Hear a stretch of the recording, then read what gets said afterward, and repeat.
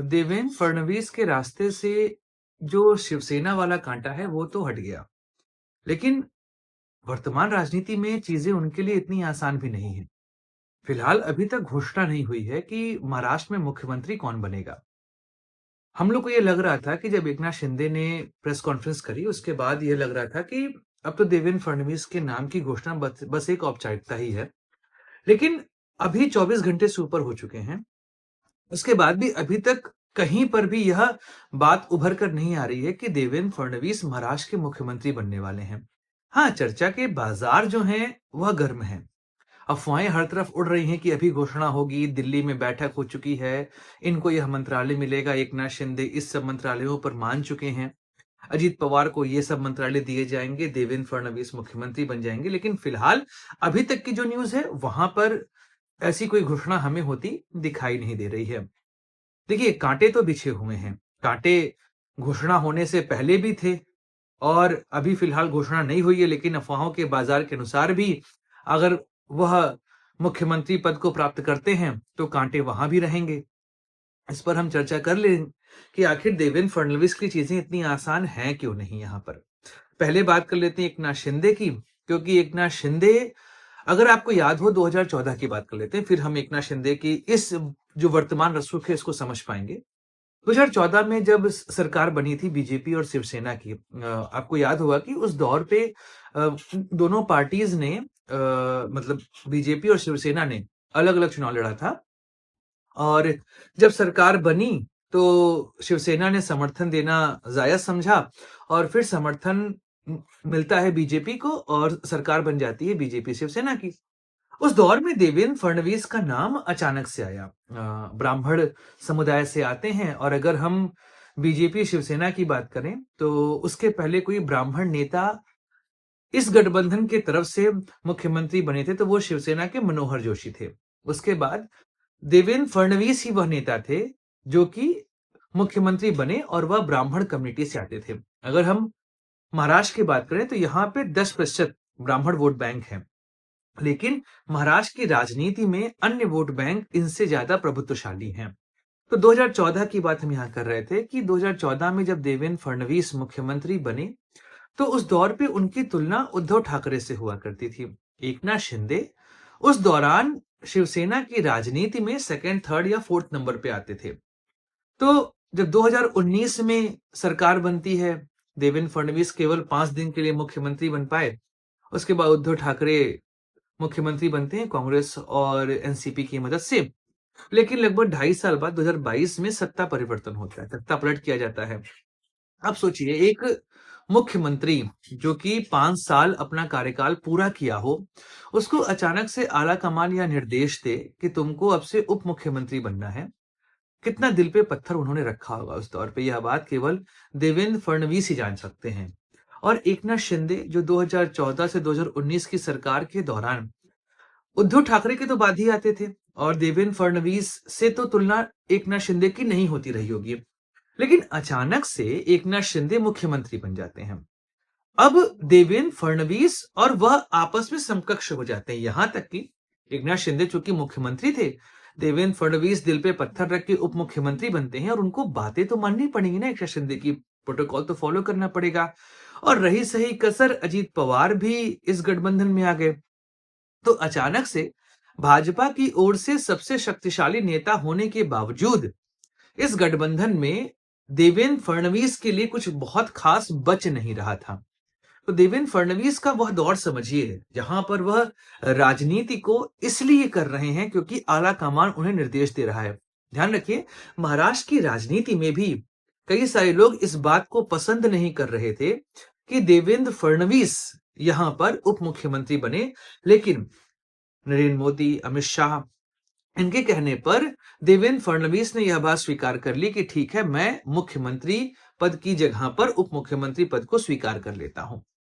लेकिन राजनीति ऐसे ही चल रही थी। कई बार यह हुआ कि एकनाथ शिंदे और देवेंद्र फडणवीस के बीच में चीजें ठीक नहीं चल रही हैं, लेकिन उस मुद्दे को भी आला कमान और गठबंधन की राजनीति का नाम देकर दबा दिया गया। चुनाव होते हैं और चुनाव में एक तरीके से देवेंद्र फडणवीस बीजेपी का चेहरा थे और बीजेपी गाहे बगाहे यह कह दे रही थी कि अगर सत्ता में आते हैं तो इस बार मुख्यमंत्री तो हम बीजेपी का ही देंगे। अब यहां से एकनाथ शिंदे, जो कि 2014 से 19 के बीच में वह बड़े राजनेता नहीं थे, लेकिन वर्तमान राजनीति में एकनाथ शिंदे काफी बड़े नेता मान लिए गए हैं और जिस तरह की राजनीति उन्होंने की है, उस राजनीति में अब वह देवेंद्र फडणवीस के समकक्ष आ चुके हैं। शिवसेना अगर इस बात को लेकर तैयार है कि मुख्यमंत्री उनका नहीं होगा, तो फिर वह कई सारे ऐसे पद यहां पर जरूर मांगेंगे जिसके माध्यम से वह महाराष्ट्र की राजनीति में प्रासंगिक बने रहें। सुनने में तो यह आ रहा है कि एकनाथ शिंदे ने यह बात कही है कि मेरा बेटा उप मुख्यमंत्री यहां पर बनना चाहिए और इसके अलावा कई सारे मलाईदार पदों की भी मांग की गई है। यहां तक कि केंद्र में भी हो सकता है 1-2 पद शिवसेना को यहां पर दे दिया जाए। लेकिन अजीत पवार और एकनाथ शिंदे ने यह कहकर प्रारंभिक कांटा तो दूर कर दिया जो कि देवेंद्र फडणवीस के रास्ते में बिछा हुआ था कि हम दोनों मुख्यमंत्री नहीं बनेंगे।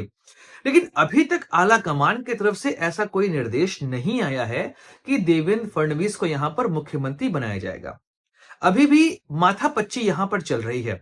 तो अब माथापच्ची क्यों चल रही है, एक बार इस पर भी चर्चा कर लेते हैं।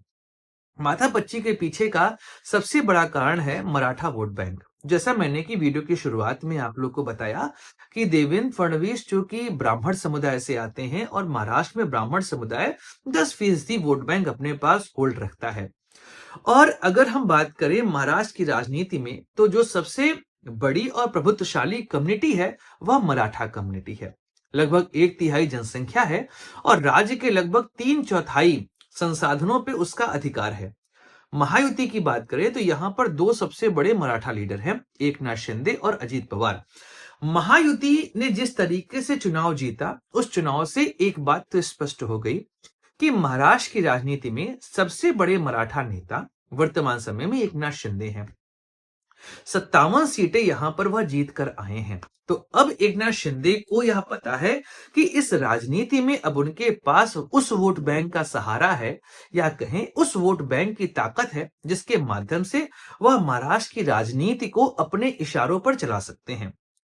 क्योंकि अभी जो मराठा आंदोलन का मुद्दा पिछले कुछ दौर में महाराष्ट्र में उठा और मनोज जरांगे पाटिल उस मुद्दे को लेकर आगे बढ़े और ऐसा फील हो रहा था कि जब चुनाव के दौरान यह लगने लगा था कि मराठा कम्युनिटी के वोट शरद पवार के पास जा सकते हैं, क्योंकि अगर हम देखें तो मनोज जरांगे पाटिल देवेंद्र फडणवीस को जातिवादी नेता कहते हैं कि वह केवल ब्राह्मण समुदाय की राजनीति करते दिखाई देते हैं, मराठा समुदाय से उनका कोई लेना देना नहीं है और एक पर्सनल ग्रज मनोज जरांगे पाटिल के अंदर दिखाई देता है देवेंद्र फडणवीस को लेकर।